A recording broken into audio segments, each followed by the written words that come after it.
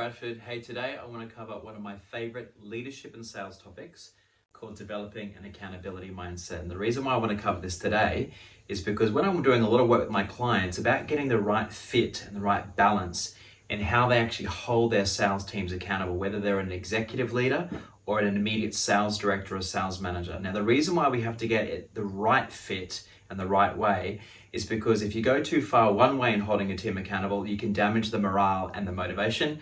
And if you go too far the other way and you're too lenient, you can actually breed what I call superficial commitment. People can actually get away with excuse making and performance is negatively impacted. So we have to get it right. How do we get the balance right in having an accountability mindset?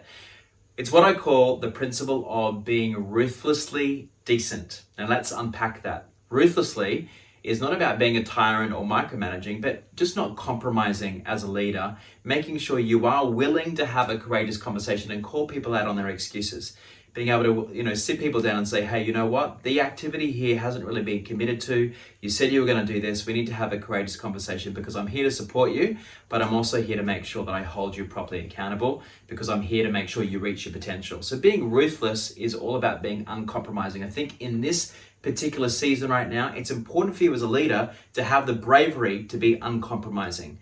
The second half of this ruthlessly decent principle is about being decent though at the same time, making sure that you are supportive and you've got a good emotional intelligence with your approach.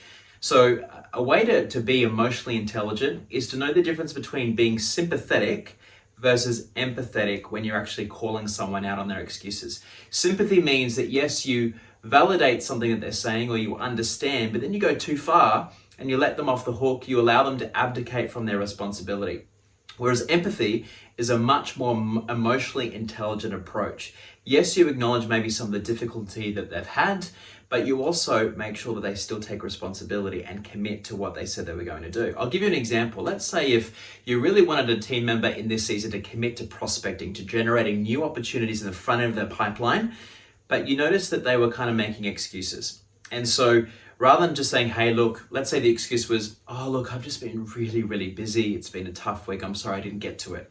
As a leader, you might be tempted to be too sympathetic and say, look, I understand it's been busy. I get it.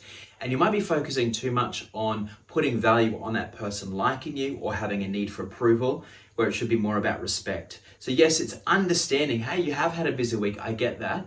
But also, let's actually get you to actually determine what do you need to do differently to make sure that next time you don't drop the ball and you commit to the prospecting activity. See here, it's a nice balance, being emotionally intelligent, providing empathy, not sympathy. Now, again, on the topic of emotional intelligence, when you go to provide what I call ruthlessly decent approaches to holding people accountable, it's also about reading the tone, reading the emotion of the coachee or the salesperson that you're holding accountable.